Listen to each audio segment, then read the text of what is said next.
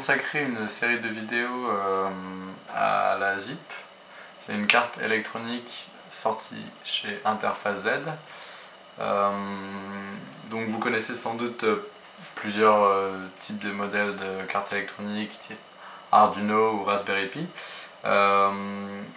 Celle-ci est propre à l'utilisation d'un programme qui s'appelle MaxMSP, et je pense qu'il fera le bonheur de beaucoup de concepteurs en art numérique, car en fait c'est une carte qui peut directement intégrer des patchs créés sur MaxMSP. Alors l'objectif de cette série de vidéos va être tout d'abord de présenter la carte, puis ensuite on verra son mode de fonctionnement, car elle peut fonctionner comme branchée à l'ordinateur en mode externe et pouvoir actionner des moteurs et des choses comme ça, ou alors elle peut fonctionner aussi de manière complètement autonome sans avoir le besoin d'ordinateur et donc finalement remplacer ce besoin. Donc on verra dans un dernier temps aussi, on mettra les choses un peu plus claires sur la programmation particulière qu'il faut avoir pour la carte. Cette carte peut donc être appelée interpréteur de patch et vous allez le comprendre. Donc avec cette carte on peut tout faire, de toute évidence, donc de la robotique, de la sculpture, des installations interactives, à ceci près que cela dépend de ce que vous branchez dessus. Donc cette carte je la trouve très intéressante parce que déjà la taille de la carte est assez petite.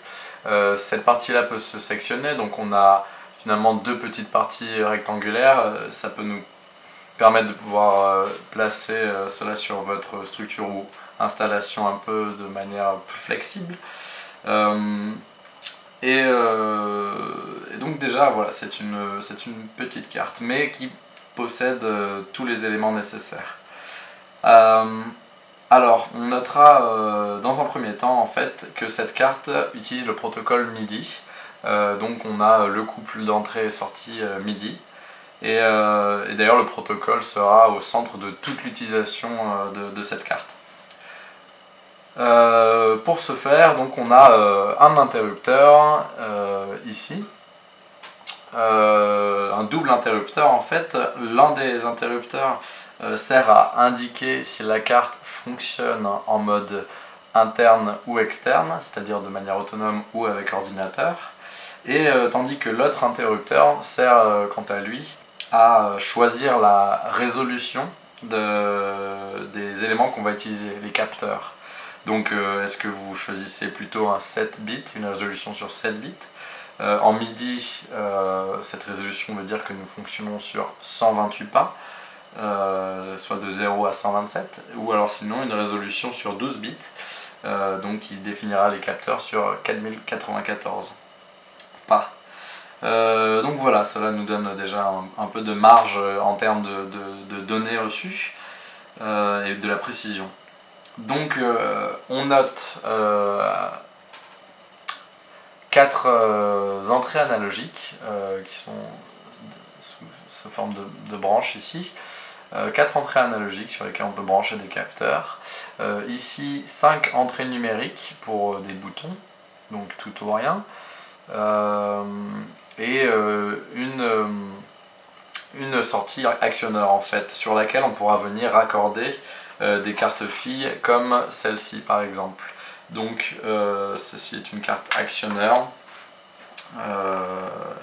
Donc voilà. Mais de toute évidence, grâce au couple entrée-sortie MIDI, on va pouvoir en fait rajouter tous les éléments nécessaires si besoin de plus.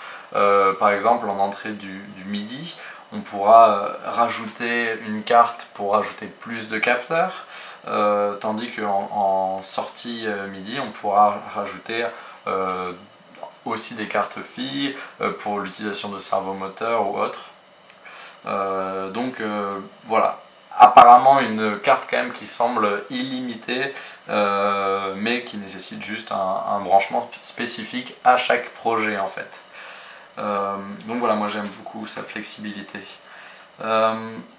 Donc finalement, pour en venir au matériel nécessaire, on n'a pas besoin de beaucoup plus que la carte ainsi que une interface MIDI que voici. Il existe plusieurs types d'interfaces MIDI, donc je vous laisse déterminer celle qui vous convient le plus.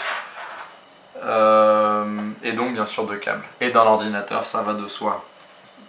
Donc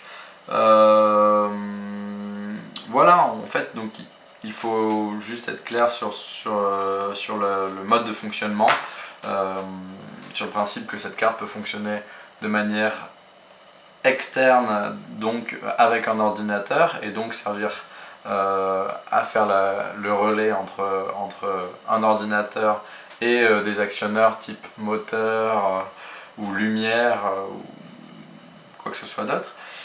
Ou alors vraiment le mode autonome qui nous permettra de remplacer l'ordinateur.